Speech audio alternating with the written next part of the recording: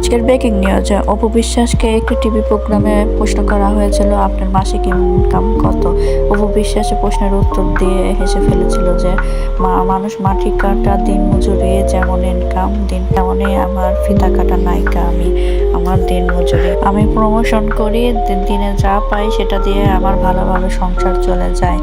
আমাকেও দিন মজুরি বললেই চলে। এটা শোনার পর থেকে যেন ও বুবলি হাসি থামাতেই পারছে না। হেসে হেসে বলছে যে তাহলে অপু বিশ্বাসের স্ট্যাটাসটা কোথায় গিয়ে দাঁড়িয়েছে আপনারা বুঝতে পারছেন? লোকে কি এমনি তাকে বলে যে ফিতা কাটার নায়িকা?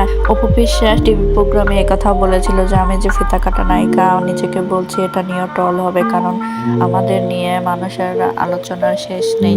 এবং কে বুবলিও বলতে পারে, কারণ বুবলি আর আমি সাফানিয়লের সম্পর্ক হয়ে দাঁড়িয়েছে। কিন্তু এটা নিয়ে আমি এখন আর চিন্তা করি না, কিছু ভাবিও না। কিন্তু আমি নিজে পরিশ্রম করে নিজে ইনকাম করে ছেলেকে মানুষ করছি। আমি শাকিব খানের গিয়ে পড়ে থাকছি না, কিন্তু বুবলি শাকিব খানের কাছে গিয়ে পড়ে আছে। কমেন্টে জানাবেন। ভিডিওটা ভালো লাগলে লাইক এবং সাবস্ক্রাইব করে পাশে থাকবেন।